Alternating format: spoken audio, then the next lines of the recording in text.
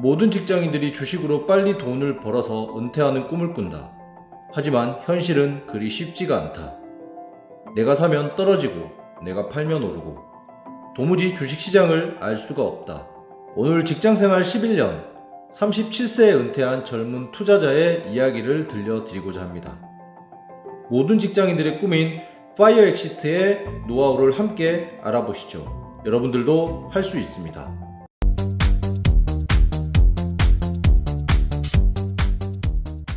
오늘은 37세에 은퇴한 증권사 가장의 투자일기 파이어 엑시트라는 책을 리뷰해 드리도록 하겠습니다.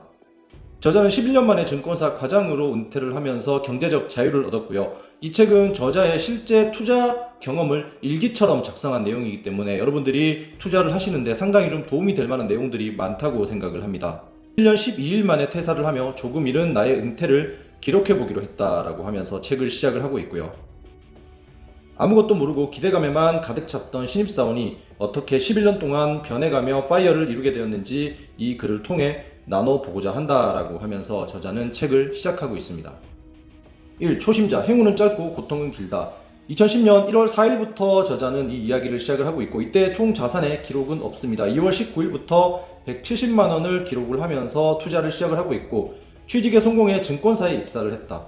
자본시장에서 일하고 싶어서 증권사에만 지원했지만 주식을 잘 알진 못했다. 주식을 투자해보긴 했는데 손실을 봤다라고 하고요. 2008년 금융위기로 주식시장이 붕괴하기 전 변동성이 심한 작전주를 매매한 것이 나의 첫 주식 투자였다라고 합니다. 저자 역시 다른 사람들과 크게 다르지 않은 투자를 시작을 했고 역시 초심자의 행운은 나에게도 적용되었다. 처음 들어간 주식은 신기하게도 상한가를 쳤다. 하지만 이것은 행운이 아닌 불행의 시작이었다라고 합니다. 나는 첫 투자부터 상한가를 맛보며 내가 감을 타고났다고 근자감에 도취되어 있었다라고 하고 많은 분들이 저자처럼 이렇게 작전주를 처음 시작해서 초반에 상당히 좋은 성과를 얻는 경우가 있습니다. 그래서 본인이 주식에 소질이 있다라고 생각을 하면서 점점 투자금을 키우고 공부 없이 준비 없이 시작을 했다가 상당히 큰 손실을 보는 경우가 많은데 저자도 처음에는 그런 경험들을 많이 했던 것 같습니다. 그 뒤로는 변동성의 맛을 잊지 못하고 작전주에만 손을 댔다. 그렇게 나의 초단타 매매가 시작되었고 그 후로 계속 손해만 봤다라고 합니다. 그렇게 깔짝깔짝 주문을 놓고 빠지던 초소형 개미에게 대망의 금융위기가 찾아왔다라고 합니다. 그 뒤로 주식은 쳐다보지도 않았다. 이제 금융시장은 완전히 끝났다고 생각을 했다고 하는데 2008년 10월 24일에 938.75까지 빠졌던 코스피 지수가 내가 입사한 오늘 1696.14까지 올랐다. 분명 조만간 다시 빠질 것이라고 생각한다. 그래서 앞으로 당분간 주식에는 투자하지 않을 것이다. 증권사에 들어온 초소형 개미는 현금을 모으며 다시 급락의 기회를 기다릴 거다라고 하면서 저자의 처음 증권사 입사 이야기를 하고 있습니다. 2010년 4월 7일 총 자산 890만 원이고 모기업 금호산업과 함께 동반 추락했던 아시아나항공은 최근 실적도 주가도 정상화되고 있었다. 그래서 이제 아시아나항공을 좀 사기로 마음을 먹었던 것 같고 총 800만 원 정도로 투자를 시작해 보려 한다. 시작은 아시아나항공이다 라고 하면서 처음 매수를 아시아나항공으로 아주 기대 있게 시작을 하는 모습이고 이때 약간 에피소드가 있습니다. 처음에 본인이 800만 원을 가졌었는데 아시아나항공이 1308만 원이 매수가 돼서 왜 이렇게 많이 사졌지라고 생각해보니까 자기도 모르게 미수거래를 했다라고 합니다. 그만큼 저자가 이때는 정말 주식 투자에 그렇게 문외한이었다라고 할 정도로 아무것도 모르는 그런 병아리 시절이었던 것 같고요. 더 들어가는 김에 단타를 좀 쳐보자. 이런 것들이 이제 초보자들이 처음에 가장 많이 하는 어떻게 보면 생각들이라고 할 수 있고 미수 단타로 하루에 16만원 수익을 내서 그만큼 주식을 더 샀다라고 합니다. 내 첫 매매부터 나의 천재성을 느끼면서 근자감으로 마무리했다라고 하면서 기분 좋게 마무리를 했는데 장이 마감된 후 증권사 직원은 미수 거래가 불가하다는 업무팀장님의 다급한 목소리가 들려왔고 신입사원인 내가 직원 계좌 등록을 안 해서 사고를 쳤다라고 합니다. 이렇게 나의 미수 거래는 하루의 불장난으로 끝이 났고 계속 만약에 미수 거래를 했다면 아주 쪽팔을 찼을 거다라고 생각을 하면서 그때 미수 거래가 막힌 것을 어떻게 보면 약간 행운이라고 저자는 생각하면서 에피소드를 이야기하고 있습니다. 2010년 4월 6일 총 자산 1200만 원. 아시아나항공 내가 샀을 때보다 10% 이상 올랐다라고 합니다. 처음 매수가 좋았습니다. 그래서 아시아나항공 5680원에 199만 원을 추가 매수하게 됩니다.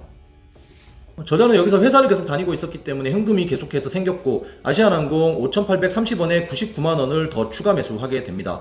여기서 보면 저자가 계속해서 주가가 올라가고 있는 상황에서도 추매를 계속하는 모습은 저는 약간 인상 깊게 좀 보이고 있고요. 주가가 좀 조정을 받는다. 아시아나항공도 조금 빠졌다. 그래서 최근에 친구가 추천해준 작전주에 들어가 볼까 한다라고 합니다. 여기서부터 이제 작전주도 한번 시작하는 저자의 모습이고 600만원 정도를 팔아서 들어가 봐야겠다라고 하면서 작전주에 몸을 담는 모습인데 그 종목이 일신바이오입니다. 6,870원에 599만원을 매수하게 됩니다. 아무래도 시장이 맛이 가는 것 같다. 아시아나항공도 시장과 함께 빠지고 슈퍼개미가 투자한다던 주식은 더욱 맛이 가고 있다. 아시아나항공은 이쯤에서 조금 정리를 해야겠다라고 하면서 아시아나항공을 6,480원에 645만원 일부 매도를 하면서 조금 익절을 하는 모습이고요. 2010년 5월 26일에 총 자산은 1,480만원으로 불어나게 됩니다. 시장은 반등이 나오는데 내가 가진 주식들은 힘이 없는 것 같다. 일단 다 팔고 기다려보자 라고 합니다. 그래서 아시아나항공과 일신바이오를 다 팔고 마무리를 했고 아시아나항공은 12.57% 수익을 받고요. 161만원의 수익금을 남겼습니다. 그리고 일신바이오는 약 3.3% 손실을 내면서 20만원의 손실을 보는 모습을 볼 수 있고요. 코스피가 바닥을 지나 반등을 하고 있는 느낌이다. 모두 현금화해 놓았는데 또 무엇에 들어가 볼까 라고 저자는 생각을 하고 있고 나우콤이라는 회사를 찾았고 아프리카TV를 운영하는 업체 단타치기 좋겠다라는 생각을 하면서 저자는 나우콤을 매수를 하고 들어갔는데 하루 만에 60만원을 잃었다라고 합니다. 나는 감이 좋은 사람이 아니었다. 행운에 도취된 초심자는 평균으로 회귀하고 있었다라고 하면서 반성을 하는 모습이고요. 많은 분들이 이제 주식 투자를 하면서 중간중간 용돈벌이 또는 조금씩 수익을 내고자 단타치기를 상당히 많이 하게 되는데 이렇게 기준 없는 단타는 처음에 한두 번 정도 수익을 낼 수 있을지 몰라도 시간이 지날수록 결국 승률이 떨어지고 계속해서 손실을 보는 그런 경우가 많습니다. 저자도 투자 초반에 그런 실수들을 계속하고 있는 모습들을 볼 수가 있습니다. 하루 만에 나우콤을 손절쳐서 60만원을 잃고 현타가 왔다라고 합니다. 이제 함부로 움직이지 않겠다며 한 달 동안 근신을 했다라고 합니다. 이러한 과정들을 계속해서 되풀이하면서 결국 어떤 분들은 중간에 주식을 포기하게 되고 어떤 분들은 이런 것들을 이겨내고 또 고수의 길로 가는 그런 과정들이 있게 되는데 여기서 이제 넥센타이어를 7,140원에 321만원을 매수를 하게 됩니다. 주가는 계속해서 빠졌고 한 달 넘게 헤매던 주가는 9월이 되어서야 본존 수준으로 돌아왔다라고 합니다. 넥센타이어가 상당히 좋아 보였지만 아무리 저평가되어 있고 좋다라고 해도 또 주가가 가는 건 언제 올라갈지 모르기 때문에 회사만 좋아 보인다라고 해서 그 주식을 산다고 해서 꼭 주식이 상승하는 것은 아니다라는 것들을 저도 예전에 투자를 하면서 상당히 많이 느꼈었고요. 어느덧 2010년 7월 12일이 됐고요. 본인이 생각하는 대로 투자가 잘 되지 않으니까 이번엔 그래서 단타와 장기 투자를 병행하려 한다라고 하면서 약간 마음을 바꾸는 모습인데 투자를 하다 보면 본인 생각대로 잘 되지 않는 경우가 상당히 많기 때문에 계속해서 단기를 했다가 또 중장기를 했다가 또 스윙을 했다가 계속 투자의 방법들도 바꾸게 되고 종목 선정도 바꾸게 되고 이런 어떤 시행착오들을 상당히 많이 겪게 되는데 저자 또한 이제 여기에서 6개월 만에 단타와 장기 투자를 병행하는 투자로 투자 방법을 바꾸어 갑니다. 그래서 장기 투자에는 하이닉스, 단타에는 일신바이오를 반반씩 넣었다라고 하고요. 아시아나항공은 내가 6,560원에 팔았을 때보다 40% 이상 오른 9,500원에 육박하고 있다. 너무 화가 나고 분통이 터지지만 어쩔 수 없다. 지금이라도 다시 들어가야겠다라고 하면서 저자는 이제 계속해서 팔았던 그런 종목들을 상당히 많이 다시 사고 파는 그런 형태를 많이 취하고 있고 어떻게 보면 여기 들어갔다가 아니니까 또 손절을 치고 또 다른 종목이 들어가고 계속해서 좀 움직여가면서 투자를 하는 모습 어떻게 보면 초보자의 전형적인 메뚜기 투자 형태를 보이고 있다라고 할 수가 있고 여기서 아시아나항공을 9,500원에 95만원 더 매수하게 됩니다. 계속된 직장생활로 이제 한 달에 안정적으로 100만원 정도는 모인다라고 합니다. 그래서 현대증권 16,000원에 96만원을 매수하게 되고요. 앞에 사두었던 넥센타이어가 올라가면서 약 32%의 수익을 보면서 매도를 했고 그리고 현대엘리베이터를 84,700원에 85만원 정도 매수를 하게 됩니다. 그리고 갑자기 돈이 생기니까 최근 반등 중인 대한전선이 눈에 들어온다라고 합니다. 그래서 현대엘리베이터와 대한전선을 보고 갈등을 하다가 역시 더 크게 움직이는 대한전선에 조금 더 돈을 넣으면서 대한전선을 152만원 매수하게 되고요. 들어가자마자 대한전선이 급락을 했고 현대엘리베이터도 또 빠져서 78,400원이 되었다라고 합니다. 그래서 대한전선은 약 5% 정도 손실을 보면서 마무리를 했고 손절을 치게 됩니다. 현대엘리베이터가 조정을 마치고 다시 반등해서 추가로 매수에 들어갔고 8만원에 80만원을 추가 매수하게 되고요. 그리고 현대엘리베이터가 처음 매수했던 가격과 비슷하게 올라오면서 추가로 더 매수를 하면서 추세가 올라갈 때마다 저자는 계속 이렇게 추매를 하면서 불타기를 하면서 달리는 말에 올라타는 그런 매매를 하는 모습들 투자의 초기인데도 이런 것들을 하는 것들을 보면 약간 저자는 또 감이 좀 있지 않았나라는 생각도 조금 들기도 하고요. 뒤에 보면 손절도 잘 칩니다. 그래서 손절과 추가 매수 등을 상당히 좀 초반임에도 불구하고 조금 잘 하는 모습들을 보여주고 있기는 합니다. 그리고 2010년 11월 9일에는 성윤광전자라는 중국 기업을 조금 샀다가 팔았는데 4.1% 손실을 봅니다. 단타를 해서 성공한 적이 없는데 왜 이렇게 미친듯이 움직이는 주식만 보면 손이 나가는지 모르겠다.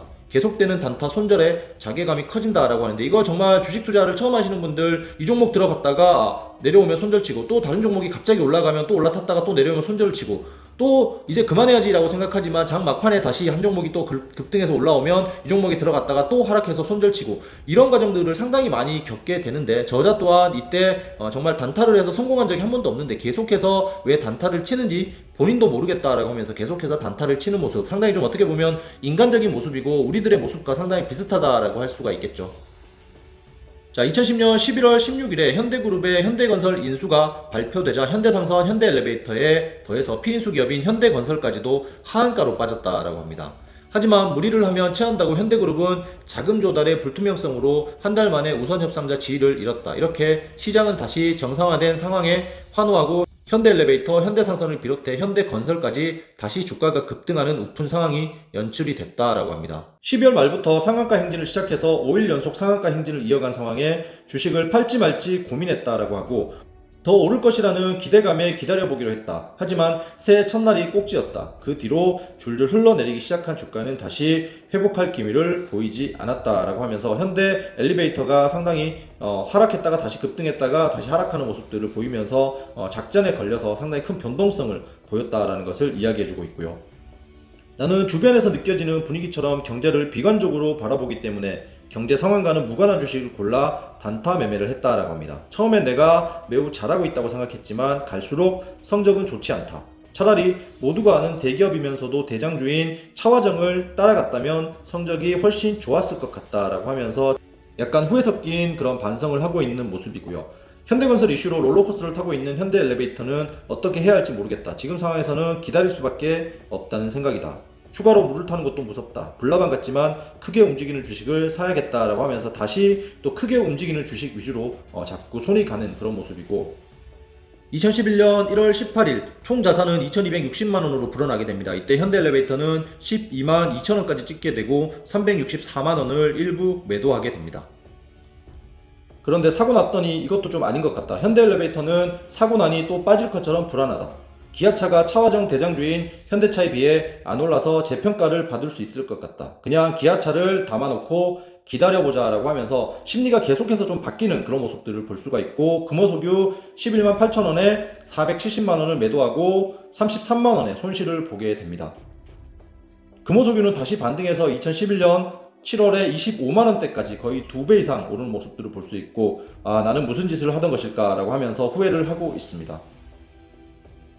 그리고 또 현대엘리베이터로 단타를 치면서 2.5% 손실을 보면서 몇 시간 만에 또 돈을 날렸다라고 하면서, 이때 저자는 계속해서 좀 어떤 종목들을 꾸준하게 보유하지 못하고 계속 옮겨 다니면서 손실을 조금 반복해서 내고 있는 모습들을 보여가고 있고요.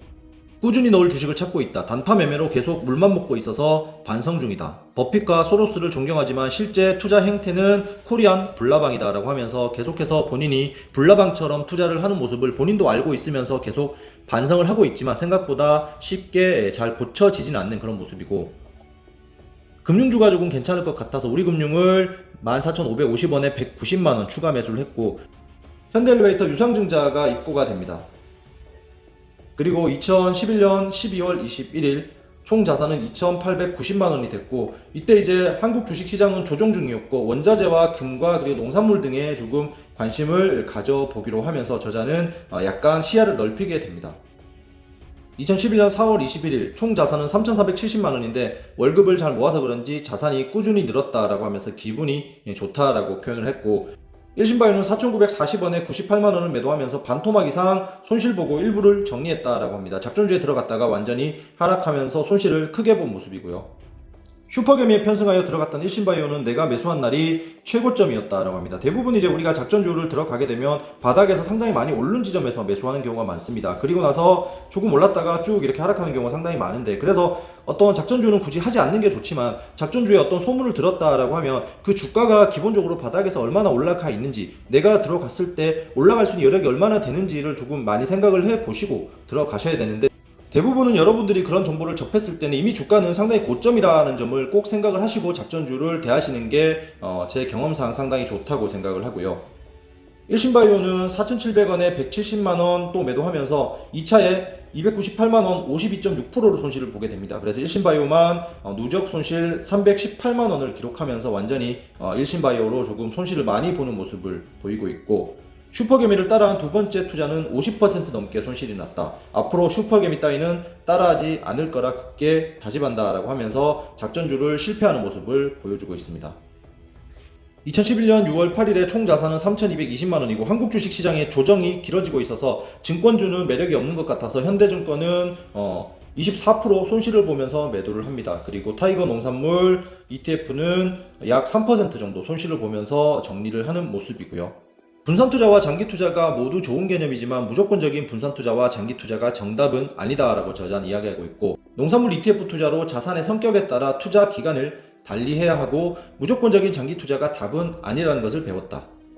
자산의 기본적인 성질도 파악하지 않고 무조건 분산투자, 장기투자를 생각했던 내가 부끄럽지만 과거를 반성할 만큼 성장한 것은 그나마 다행이다 라고 하면서 과거를 회상하고 있고, 이때 고려아연을 183만원 매수를 했고요. LG 디스플레이를 약 70만원 정도 추가 매수했습니다.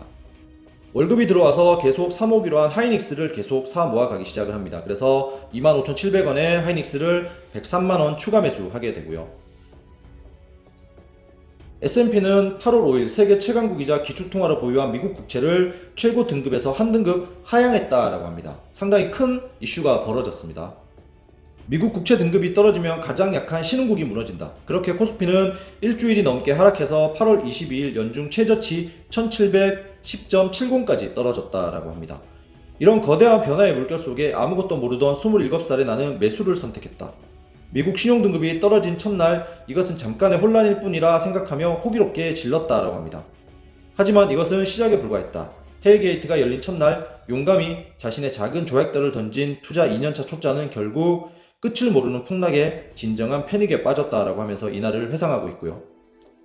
2011년 9월 9일 총 자산은 3,360만원이고 코스피는 여전히 바닥을 기고 있다. 하지만 월급도 들어오고 현대엘리베이터 경영권 분쟁 이슈로 다시 주가가 반등하며 자산이 조금 회복되었다. 그 점은 기분이 좋다. 오늘 드디어 현대엘리베이터를 모두 정리했다라고 합니다. 현대엘리베이터 159,500원에 381만원을 매도해서 58.9%의 수익으로 412만원의 수익을 보게 됩니다. 주식은 후회가 끝이 없다. 왜 샀을까? 왜 팔았을까? 주식을 하면 이날처럼 수익을 봤을 때 잠깐 좋은 것 빼고는 계속 지루하고 고민되고 왜 수익이 안 나는지 안절부절 못하는 순간의 연속이다. 정신건강에 상당히 좋지 않다라고 합니다. 이건 주식하시는 모든 분들이 느끼는 그런 감정이라고 생각을 하고요. 주식으로 많은 손실이 났지만 월급을 모아서 하락할 때 들어갈 수 있다는 것은 그나마 다행이다라고 합니다. 현금이 창출되기 때문에 주가가 조금 빠져도 계속해서 추매를 할 수가 있기 때문에 저자가 그래도 계속해서 버틸 수 있는 것 같고, 모아놓은 현금으로 그동안 지켜보고 있던 LG U+를 드디어 샀다라고 합니다. 4G 서비스가 시작되면서 SK가 잘 터진다는 프리미엄도 LG에서는 아이폰을 못 쓴다는 제약도 사라졌기 때문에 LG U+가 좋을 것이다 라고 저자는 생각을 했었다라고 하고요. LG U+의 재평가를 기대하며 꾸준히 사모아야겠다라고 하면서 LG U+를 계속 사모으는 모습을 볼 수 있고, 주가는 내가 처음 신입으로 입사했을 때보다 낮은 수준으로 빠졌다. SK이노베이션은 거의 반토막이 났다. 추가로 물을 타야겠다라고 합니다. 2011년 11월 21일 총 자산은 4,180만원까지 올라오게 됩니다. 코스피가 조금씩 회복 중이다. 월급이 들어오자마자 주식을 계속 사고 있다. 드디어 자산이 4천만원을 넘었다라고 합니다. 자, 그때 사두었던 LG U+는 잘 골랐다라고 하고 조정이 좀 나왔을 때 추가로 더 매수하자라고 하면서 저자는 이제 추매를 상당히 좀 잘하는 모습입니다. 이렇게 올라가다가 수익이 나도 조정이 오면 추매를 하면서 계속 주식을 조금 더 모아가는 그런 모습들을 보고 있는데, 대부분 우리는 이제 주식이 좀 올라가면 약간 하락하면 여기서 이제 매도하면서 익절을 하는 경우가 많은데, 저자는 어쨌든 약간의 좀 회사의 가능성을 보면서 또 매수를 하는 종목들이 있기 때문에 그런 종목들은 올라가서 수익이 나면 조정에 조금 더 물량을 더 태우는 그런 투자들을 상당히 좀 많이 하고 있는 모습이고요. 2012년 2월 23일에 총 자산이 5천만 원을 돌파했다. 월급이 들어왔으니 LG U+에 더 들어가자라고 하면서 LG U+를 6,500원에 300만 원 더 추가 매수하게 됩니다. 고려아연의 수익 전망 밝다. 그런데 주가가 생각만큼 움직이지 않아 이상하다. 생각과 다르게 오르지 않으니 재미가 없다. 교체해야겠다라고 하면서 고려아연을 매도할 생각을 하고 있고, 이때 한국 토종종자 기업인 농우바이오에 조금 관심을 가지면서 농우바이오를 살 결심을 하게 됩니다. 아무래도 저자는 증권사에 근무했기 때문에 여러가지 정보들을 좀 많이 접하면서 앞으로 어떤 산업들이 조금 더 유망할 것이다, 그리고 어떤 산업들은 앞으로 좀 부진할 것이다, 이런 기본적인 리포트들을 상당히 많이 접했을 거기 때문에 저자가 종목들을 상당히 좀 많이 바꿔가는 그런 과정들이, 약간 그런 환경들이 좀 있어서 그렇지 않을까라는 생각도 조금 하게 되고요. 고려에는 처음에 이제 매수 이후에 46만원을 넘기도 하면서 상당히 큰 상승을 했는데, 그리고 나서 급격히 빠졌다. 그리고 금세 50%가 하락해서 다행히도 시장은 1년 만에 회복세를 다시 또 보였다라고 합니다. 장기 투자를 하려던 계획은 금세 바뀌고 다른 주식으로 갈아탔다. 역시 나의 생각은 갈 때다라고 합니다. 고려아연을 통해서 현재의 재무제표만 가지고 투자하기보다는 기업의 미래 가능성에 더 큰 비중을 두고 투자해야 한다는 것을 배웠다라고 합니다. 지금 아무리 재무 상태가 좋더라도 주가는 이미 그런 것들이 선반영되어 있는 경우가 많기 때문에 지금 현재 재무제표보다는 미래의 가능성을 조금 더 보는 것이 좋겠다라고 이때 배웠다라고 합니다. 2012년 9월 3일에 총 자산 9,210만 원이 됩니다. 이때 회사에서 DC형 퇴직연금을 도입하면서 퇴직금 중간정산을 해서 2천만 원 정도를 더 받았다라고 합니다. 이때 모인 현금으로 기아차를 더 매수해야겠다라고 생각을 했고, 기아차 75,300원에 498만 원을 추가 매수하게 되는데, 저자는 이제 돈이 생기면 한 번에 몰빵하지 않고 이렇게 올라가는 순간 조정을 줄 때 계속해서 추매를 하면서 몰빵하지 않는 그런 모습들은 상당히 좀 좋았다라고 저는 생각이 듭니다. 그리고 2012년 9월 17일 라오스에서 상당히 잘 나갔던 코라오 홀딩스에 투자해 보려고 한다라고 하면서 코라오 홀딩스에 관심을 가지는 모습이고요. 그리고 2012년 10월 정도쯤에 게임주들이 조금 상승을 하면서 위메이드라는 종목을 57,800원에 매수를 했는데, 운 좋게 첫 매수일에 상한가를 기록을 하게 되고, 그리고 나서부터 다시 주가는 빠지면서 4만원대까지 하락을 하고 원치 않는 장기 투자가 시작됐다라고 합니다. 이 투자의 끝은 어디일까라고 저자는 이야기하고 있습니다. 농우바이오와 코라홀딩스는 흐름이 좋아서 그나마 위안이 되고 있다. 더 오른 가격이지만 추가로 들어간다라고 하면서 농우바이오 그리고 코라홀딩스를 조금씩 더 추매를 하는 모습이고요. 이전에 사두었던 우리금융의 주가는 더욱 싸지면서 하락을 했고, 이쯤에서 정리하고 요즘 뜨는 바이오주로 눈을 돌려야겠다. 이때 생각한 종목이 바이오니아라고 합니다. 우리금융은 약 29.8%의 손실을 보면서 손절을 쳤고요. 그리고 바이오니아 약 8,850원에 278만원을 매수하게 됩니다. 그리고 앞에서 이제 중국 소비재로 좀 샀던 베이지가우스가 하락을 하면서 결국 마이너스 30.9% 손실을 보면서 334만원의 손실로 마감을 하게 되고요. 베이지가우스를 사고 초기에는 수익이 많이 났다라고 합니다. 하지만 중국 법인 실적 부진이 터지자 걷잡을 수 없이 빠지기 시작을 했고, 주식을 팔고 나서 그 이후 주가는 조금씩 올랐다라고 합니다. 본인은 최저점에 주식을 팔았고, 난 역시 진짜 완전 똥손이다 라고 하면서 과거를 회상하고 있고요. 그리고 휴비츠라는 종목을 약 370만원 정도 매수를 하고, 그리고 그때 이제 싸이 열풍으로 YG 엔터테인먼트가 상당히 좋았었고 74,700원에 374만원을 매수하게 됩니다. 그리고 나서 YG 엔터가 더 빠지면서 61,600원에 198만원을 추가로 더 매수하게 되고요. 2012년 12월 31일 총 자산이 드디어 1억을 돌파하게 됩니다. 간신히 1억 원이라는 목표를 달성한 채 한 해를 마무리했다. 올 한 해는 저축도 잘하고 퇴직금 보상까지 받아서 현금이 많이 들어왔다. 뿌듯하다. 하지만 투자가 잘 안 돼서 좌절감도 느꼈다. 아껴서 모은 돈을 자꾸 까먹었다라고 하면서 조금 아쉬운 부분이 있다라고 얘기를 하고 있고요. 시간이 좀 흘러서 2013년 3월 14일 총 자산은 1억 2,100만원 정도가 되는데, 이때 진원생명과학을 단타로 매수를 했는데 조류 인플루엔자 이슈로 매수를 했는데, 이슈는 하루를 가지 못했다. 단타의 유혹은 달콤하지만 그 결과는 매우 쓰다라고 하면서 계속해서 저자는 단타를 하면서 실패를 하는 모습들을 보여주고 있습니다. 제가 봤을 때 이때까지만 해도 저자는 어떤 단타의 스킬들이나 어떤 단타의 속성들을 정확히 알지 못하고 그냥 장중에 조금 올라가는, 그리고 또 어떤 이슈로 상승하는 종목들을 그냥 기분 따라 그 순간순간의 판단에 따라 매수를 하는 그런 매매를 했었기 때문에, 단타에 어쩌다 한 번씩 운이 좋아서 성공할 수 있겠습니다만 지속적으로 단타에 어떻게 성공할 수 있는 그런 기술을 가진 상황은 아니었던 걸로 보이고요. 그리고 이전에 사놨던 GS를 36%의 손실을 보면서 매도를 하고, 바이오니아는 계속해서 추가 매수에 들어가는 모습입니다. 2013년 5월 8일 총 자산은 1억 4,600만원까지 올라오게 되고, 미국 시장은 계속해서 올라가는데 코스피는 박스권이 계속 이어지고 있다라고 합니다. 이때 LG 디스플레이를 약 27%의 손실을 보면서 매도를 하고, SK이노베이션도 약 9%의 손실을 보면서 손절을 치는 모습, 그리고 KTS를 761만원 신규 매수하는 모습을 볼 수 있습니다. YG엔터 결국 59,400원에 483만원 매도하면서 15.6% 손실을 보면서 또 손절을 하게 되고, 이때부터 계속해서 좀 손절이 좀 많아지는 것 같습니다. 수익은 잘 보지 못하고 계속해서 손절을 하니까 마음이 조금 더 조급해지는 그런 모습들을 볼 수가 있고요. 가격 급등을 보고 들어간 주식으로 재미 보기가 정말 어렵다는 것을 피같은 돈을 잃으며 배웠다라고 합니다. 주가가 결국 이렇게 올라가면 내려오게 돼 있는데, 이 부분에서 대부분 우리는 사게 되기 때문에 이후에 조금 수익을 보더라도 쭉 하락하면서 계속해서 손실을 보게 되는데, 결국 개미 투자자들이 투자를 할 때는 주식을 살 때 쭉 올라갔다가 충분히 내려온 이후에 바닥 부분을 확인하고 이런 자리쯤에서 매수를 하는 것이 가장 좋은 투자라고 저는 생각을 하고 있고, 지금도 저는 그렇게 투자를 하고 있습니다.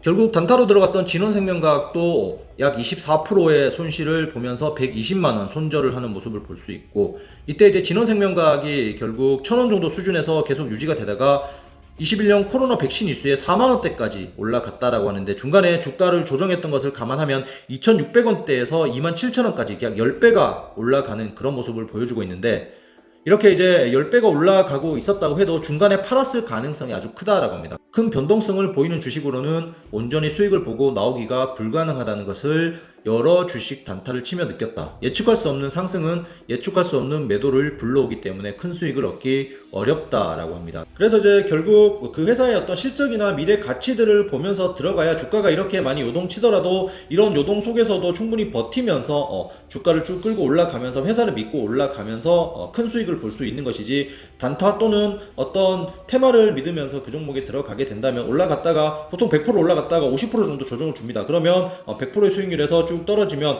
여기에서도 잘 팔지 못하죠. 이렇게 내려왔다가 여기서 팔고 나면 주가는 다시 올라가고, 이런 상황들을 반복하면서 결국 이렇게 내려오기 때문에 결국 이런 작전주나 또는 실체 없는 주식으로는 크게 돈을 벌지 못하고, 실적이 좋거나 미래 가치가 좋은 종목들은 계속해서 이렇게 움직이더라도 쭉 우상향을 하면서 결국은 여기가 만원이었으면 이렇게 4만원, 5만원까지 쭉 올라가는 흐름들을 보이기 때문에, 결국 실적이나 그 기업을 잘 분석해서 투자하는 것이 결국 큰 돈을 벌 수 있는 지름길이다라고 저는 생각을 합니다. 자, 2013년 7월 3일에 아프리카TV가 유망해 보인다. 지금부터 꾸준히 사모아야겠다라고 하면서 아프리카TV에 관심을 가지는 모습이고, 이때 기아자동차를 일부 매도하고 아프리카TV를 매수합니다. 자, 제 2편 폭주 빨리 벌고 싶다. 누구나 생각하는 그런 부분이고요. 2013년 7월 24일에 총 자산이 1억 4,600만원 정도가 됐습니다. 기아자동차를 459만원 전량 매도를 하고 약 12% 손실을 보면서 매도를 했네요. STX 엔진을 457만원 매수했습니다. 저자는 이제 나름 장기 투자를 조금 지향하는 것 같지만 계속해서 종목을 좀 바꾸면서 옮겨 타는 모습들을 보이고 있는데, 사실 기아자동차 이때 61,100원이면 지금까지 계속 보유했었으면 3배, 4배의 수익을 볼 수 있는 그런 상황이었기 때문에, 여기서 기아자동차 12%를 손절하고 2024년 이 시점에서 이걸 보게 된다면 상당히 완전 미친 짓이다 라고 생각을 할 수가 있겠죠. 그리고 이때 휴비츠는 여기가 끝인 것 같다라고 하면서 휴비츠를 팔고 아프리카TV가 훨씬 유망해 보인다, 갈아타야겠다라는 생각을 했고, 휴비츠를 일주일 만에 9.1% 손실을 보면서 매도를 했고, 오래 기다려서 벌어놓은 것을 날리는 건 한순간이다. 일주일 만에 이전 수익의 2배 가까이를 날렸다라고 하면서 후회를 하고 있고요. 아프리카TV는 계속해서 매수하면서 추가 매수를 진행하는 모습입니다. 이전에 사뒀던 KTS를 16% 손실을 보면서 매도를 했고, STX엔진은 추가적으로 다시 한번 또 매수를 하는 모습을 보여주고 있고요.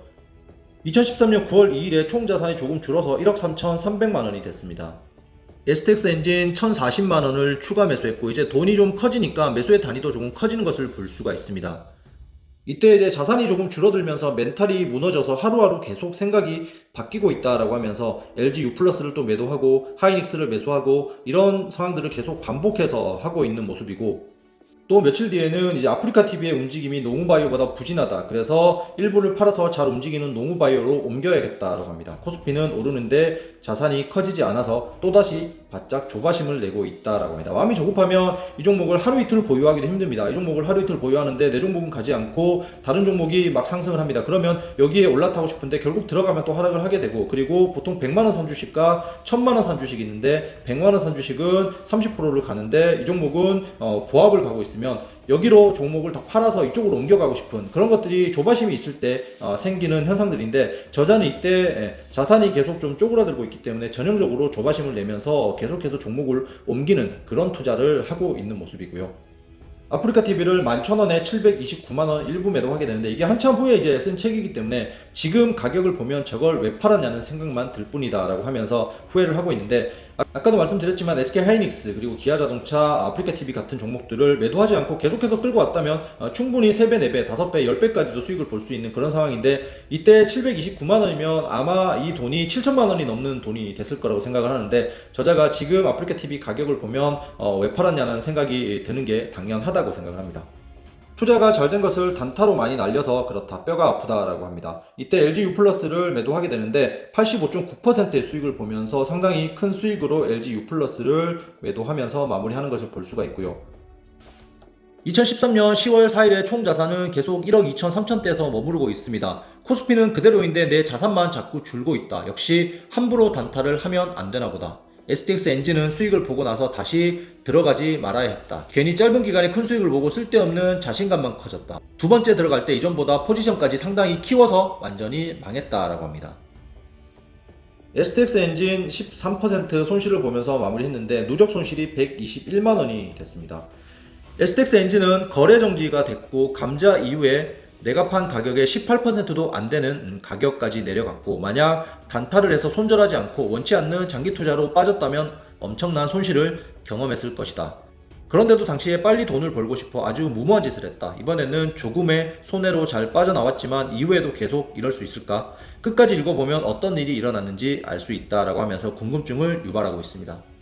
2013년 10월 7일에 총 자산 1억 2,800만원으로 계속해서 자산은 제자리 걸음 또는 하락을 하고 있는 모습이고요. 자, 그 전에 사뒀던 바이오니아를 실제로 매출이 발생하면서도 성장성도 보이는 안정적인 바이오주로 또 바꿔야겠다라고 합니다. 종목을 정말 좀 자주 바꾸는 모습을 볼 수가 있습니다.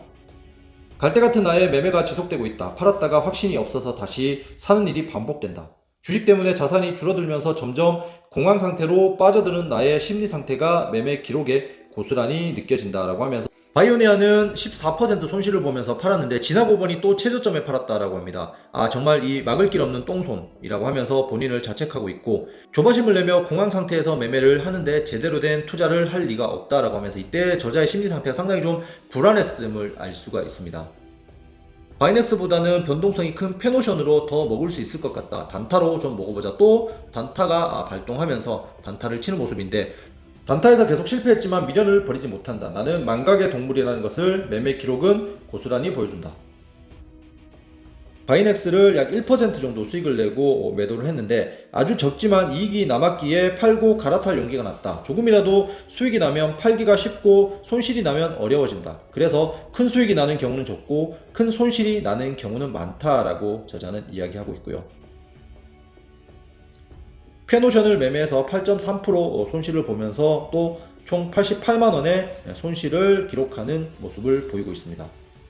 단타로 12만원 남기고 88만원을 잃었다. 이제 거의 투자가 아닌 도박의 영역으로 들어선 상태다. 멘탈이 붕괴되어 도박을 하고 있는 나는 계속 손절을 했다라고 합니다. 이게 한번 좀 투자가 꼬이게 되면 장기 투자하면서 수익이 쭉 나면서 다시 좋은 종목을 찾고 이렇게 가져가면 좋은데, 한번 뭔가 조급한 마음이 발동을 하게 되면 계속 단타를 치게 되고 하루에 100만원, 뭐 200만원, 50만원 이런 식으로 계속 손절을 치다 보면 손실금이 한 달에 2, 3천만원이 되는 것은 또 그렇게 어려운 일이 아닙니다. 그래서 멘탈을 잘 잡고 안정적으로 투자를 하는 게 정말 어렵고도 중요한 일이라는 것을 이 책을 통해서도 알 수가 있고, 여러분들도 많이 경험을 해 봤을 거라고 생각을 하고, 저도 또한 이런 경험들을 많이 가지고 있습니다.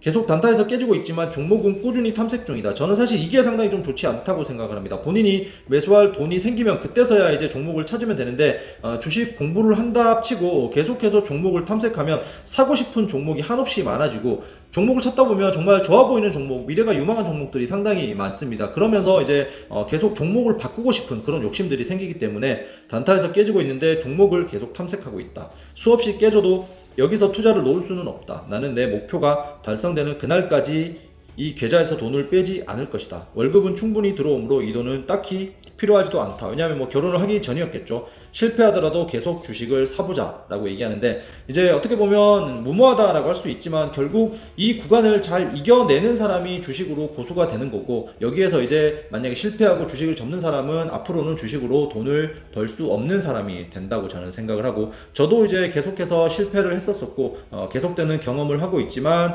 결국 실패하지 않고 계속 꾸준히 시도를 해야 결국 나중에는 성공을 할 수 있다라는 생각을 가지고 있습니다. 최근 벤서비스 업체들이 꾸준히 올랐다. 소비자나 기업의 신용 데이터를 가지고 있는 것은 미래의 큰 경쟁력이 될 것 같다. PBR은 1.1배 수준, PER은 5 정도밖에 안 된다. 탄탄하게 사업을 잘 하고 있고 미래 성장성도 좋아 보인다. 싸고 성장성도 갖춘 나이스 정보통신을 사보자. 대부분 이제 이렇게 주식을 보면서 종목들을 선택하고 어떤 기본적인 지표들, 그리고 미래가 상당히 좀 좋아 보인다, 이런 접근으로 많은 종목들을 사지만, 본인의 생각대로 잘 가는 종목도 있지만 아무리 이런 지표들이나 미래 성장성이 좋아 보여도 주가는 오히려 올라가지 않고 하락하는 종목들도 상당히 많습니다. 그래서 이제 이런 주식 종목들을 고를 때는 이런 기본적인 분석도 중요하지만 차트를 보면서 이 종목이 올라갈 수 있는지, 그리고 예를 들면 시간을 조금 줄이려면 결국 횡보하다가 장대 한번 거래량을 빵 터트리는 이 지점, 거래량이 터지는 이런 어떤 중요한 포인트가 나오는 자리에서 매수를 해야 결국 주식은 이렇게 조금이라도 올라가는 모습들을 보일 수 있기 때문에 이런 기본적인 것들로는 조금 부족하다라고 저는 생각을 하고 있고, 그래서 차트도 조금 같이 봐주시는 게 좋다고 생각을 합니다. 자, 하이닉스를 32,600원에 7% 수익을 보고 팔고 하나케미컬을 매수하게 되는데, 더 빨리 돈을 벌고 싶어 과감히 바꾸었으나 이것은 큰 실수였다. SK 하이닉스나 잘 가지고 있을 걸 이라고 후회를 하고 있습니다. 하이닉스 계속 가지고 있었다면 거의 6배, 7배에 가까운 수익을 볼 수가 있는 상황이죠. 나는 빨리 벌고 싶은 조바심에 팔면 좋아 보이고 사면 다시 불안해지는 멘붕의 수령 속으로 빠져들고 있다라고 하면서 이때 상당히 좀 불안한 그런 투자 심리를 가지고 있다라고 볼 수가 있고요. LG U+를 샀다가 팔아서 괜히 손실만 보고, 그리고 SK 하이닉스를 34,140원에 매수해서 괜히 팔아서 수수료도 나가고 이전보다 1,500원이나 더 비싸게 주고 사면서 결국 이 좋은 주식을 샀다가 또 팔았다가 다시 더 비싸게 사고, 이런 상황들을 계속 반복하는 모습들을 보면서 저자가 이때 마음의 중심이 전혀 잡혀 있지 않았다라는 걸 볼 수가 있고요. 2013년 11월 18일 총 자산은 1억 2,700만원으로 계속해서 오르지 못하고 제자리 걸음인 것을 볼 수가 있습니다. 오히려 월급을 받아서 계속 저축을 했을 텐데 총 자산은 줄어있는 모습을 볼 수가 있고요. 월급을 계속 모았는데도 최고치 대비 2,600만원의 자산이 줄었다. 매우 무기력한 기분이 든다라고 합니다. 휴비츠는 26% 손절을 쳤고요. 말이 안 나온다, 화도 난다, 처음 이익 보고 팔았을 때로 돌아가고만 싶다라고 하면서 또 25%의 손절을 치면서 상당히 좀 힘들어하는 모습들을 볼 수가 있습니다. 23년 12월 31일입니다. 총 자산은 1억 3,100만원이고 나는 올 8월에 자산이 1.5억 원을 넘어서면 매우 우쭐했다. 투자를 잘한다는 근자감에 빠졌다. 하지만 최고치를 찍은 8월 바이오 테마주가 무너졌다. 내 자산도 급격히 무너졌다 라고 합니다. 급격한 하락을 만회하기 위해 시도했던 단타는 손실만 더 키웠고 팔았던 종목을 다시 사서 여러 번 손해를 보는 등 패닉에 빠졌다라고 합니다. 어제는 나쁘게 보이던 것이 오늘은 다시 좋아 보였다. 정신없는 매매가 이어졌고 나도 자산도 모두 공황 상태에 빠졌다라고 하면서 2013년 12월 상당히 좀 힘든 모습을 보이고 있는 저자입니다. 상실감에 무분별한 매매를 하며 손실이 더욱 커졌다. 작년도 올해도 전체적 투자에서 수익을 보긴 했지만 단타와 패닉성 매매로 벌어놓은 것을 다 까먹었다라고 합니다. 운으로 얻은 것은 운으로 잃게 되는가 보다 라고 하면서 반성을 하고 있고요. 직장생활을 하며 인간의 현실적 한계에 부딪히고 보니 근본적으로 자신조차도 챙기기 어려운 인간은 선하기보다 악해지기 쉽다는 사실을 자각했다. 그래서 나는 누구에게 나의 짐을 덜 필요도 남이 나에게 짐을 덜 수도 없는 독립을 원하게 되었다. 이런 회의감과 어떻게든 빨리 독립하고 싶다는 조바심에 올해 투자가 더욱 망해버렸다라고 합니다. 조바심이 생기면서 투자가 상당히 좀 조급해졌고 올해 말엔 태어나서 처음 그래도 승진을 했다라고 합니다. 월급도 많이 오르고 돈도 더 모을 수 있게 됐다. 독립이 더 빨라질 수 있다는 것이 제일 좋다라고 하면서 새해에는 자산 규모가 1억 원을 넘어선 지 좀 됐기 때문에 되도록 1,000만 원 이상을 모아서 신중히 매매할 생각이다 라고 하면서 챕터 2를 마치고 있습니다. 자, 여기까지 해서 파이어 엑시트의 첫 번째 영상 리뷰를 마치도록 하겠습니다. 첫 번째 부분에서는 저자가 증권사에 입사해서 계속해서 월급을 모아가면서 이 종목 저 종목을 계속해서 매수하고 매도하면서 손절과 익절을 반복하고 중간중간 계속 통제가 되지 않는 단타에 늪에 빠지면서 계속 손실을 조금 보면서 그러면서도 계속 포기하지 않는 자세로 주식 투자를 해가면서 많은 것들을 깨달아 가고 있는 어떻게 보면 이제 초보 개미로서의 투자 일기를 보여주고 있는 모습인데 이제 점점 갈수록 저자가 조금씩 성장해 가면서 투자에 성공을 해 가는 모습들을 볼 수 있을 거라고 생각을 합니다. 이 책은 저자의 예전 투자의 기록들을 바탕으로 기억을 되살려서 일기 형식으로 다시 본인의 기억을 되살려서 적은 것이기 때문에 상당히 좀 흥미롭고 그때그때 자산의 크기가 변하면서 커지기도 하고 작아지기도 하는 그런 모습들을 보면서 실제로 내가 투자를 하고 있다라는 그런 생각이 들 정도로 상당히 좀 재밌게 읽을 수 있는 책입니다. 오늘도 긴 영상 시청해 주셔서 감사하고요. 다음 시간에는 2부 영상 준비해서 또 찾아뵙도록 하겠습니다. 영상 도움이 되셨다면 구독과 좋아요 그리고 알림 설정 해 두시고 다음 시간 기다려 주시기 바라겠습니다. 감사합니다.